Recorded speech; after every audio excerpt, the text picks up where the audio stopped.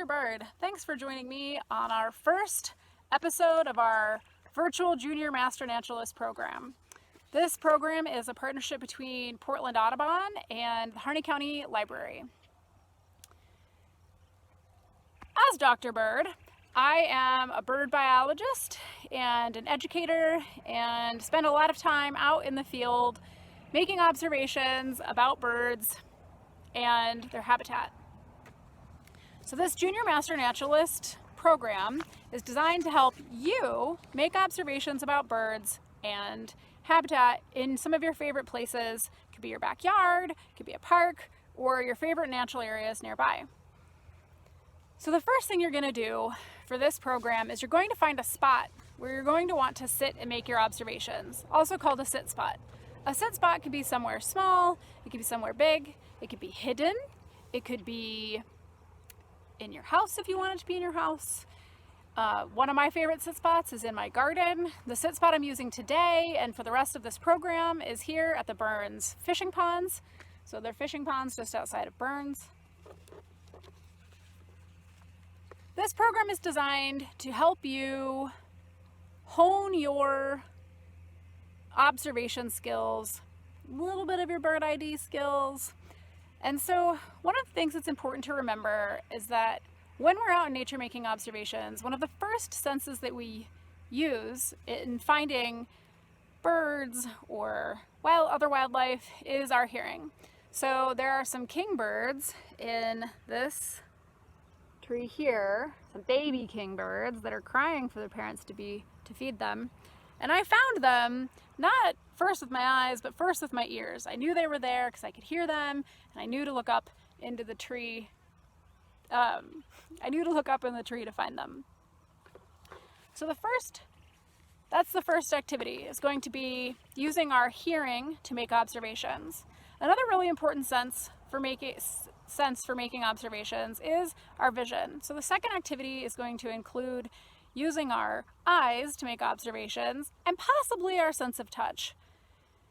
We won't be using our sense of taste, even though that's a really important sense in making observations for this program, in part because we're not going around licking birds is a bad idea, and also because a lot of plants can be toxic to people and we don't want anybody possibly tasting a plant that might hurt them or make them sick. So we're mostly focusing on our hearing and our sight for this Junior Master Naturalist program. So the first activity in the program is making a sound map. And what's a sound map? So a sound map is just like it sounds. It's a map of the sounds that you're hearing from the spot you're sitting in. So you're going to pick a sit spot, and then for this first activity, you're going to sit and just listen to everything you can hear around you. Sometimes it helps me to sit with my eyes closed when I'm listening. It makes it so that my hearing, so I'm focusing more on my hearing. And you're going to try to sit for up to 20 minutes and make observations. And 20 minutes can feel like a really long time if you're not hearing very many things. And if you're hearing a lot of things, 20 minutes can feel like it's gone by in no time. So I sat for 20 minutes at the fishing ponds and made my sound map. So on your sound map, there's this little star right here. That's where you're putting yourself. And the idea is that you will write down everything you hear around you. So to do that, to make it a little bit easier for me, I put down the directions. So when I was sitting, I was facing east.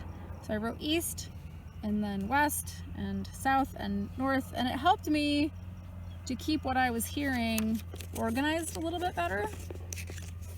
But if you don't want to do that, you don't have to do that.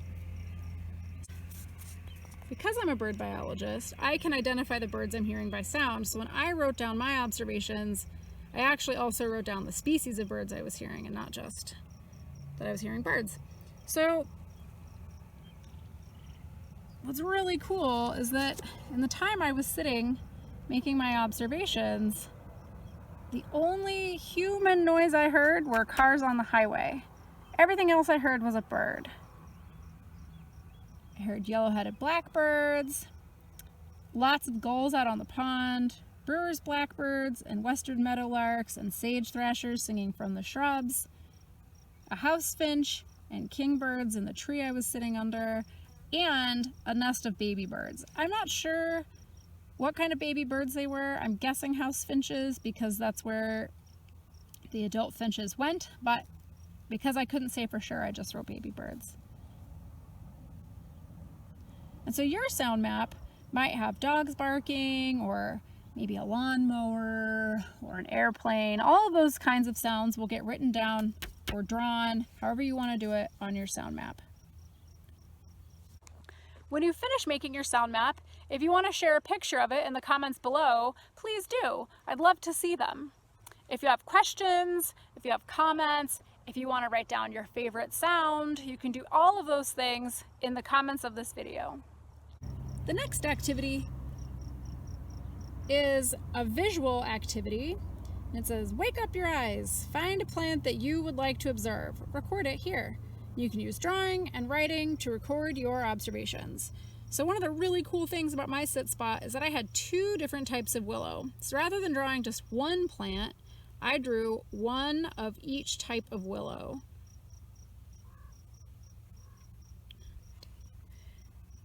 And I wrote descriptions to go with them. So one of the types of willow had short, thin leaves and a greenish bark. The leaves, I wrote that they're opposite, but they're actually alternate. And I'll explain what that means in a minute. And then the other type of willow had kind of a yellow bark with long leaves. They were wider than the first type of willow. If the leaves had been hairy, I might have written that they were fuzzy, or maybe I would have drawn little dots that looked like hairs. If they'd been sticky, maybe I would have written that they were sticky, or if this was a flower, I might have tried to describe how it smells. So when you're trying to describe the leaves of a plant, there are lots of ways to describe them. Long and thin, short and wide, round, shaped like a heart, for example. If there are like a strawberry leaf where there are 3 leaves together, you could describe that. And one of the really important things to know for identifying a plant is whether or not the leaves are alternate or opposite. So if you put your arms out like this, that is what an opposite plant looks like. The leaves are opposite each other on the stem. And if you put your arms like this, now you're an alternate plant. So that means that off the stem, there's one leaf that comes out here, and one here, the next would come out here, and so on. And that is really, really helpful for identifying plants. Here is an example of one of the willows I drew. And see how the leaves, instead of being straight across from each other, are kind of zigzagged? That is an alternate leaf. See if I can find a plant with, opposite. I can find one. Well, I couldn't find a plant that had an example of opposite leaves. If you have a plant growing in your yard or park that has opposite leaves, please consider sharing a picture of it in the photos or in the comments below. So that's it for our first Virtual Master Naturalist program. If you do either of the observations at the beginning of this book and you want to share them in the comments below, feel free to do that. If you have questions, please don't hesitate to ask. And I hope to see you next week when we do some more observations and mapping our secret spots. Have a great week.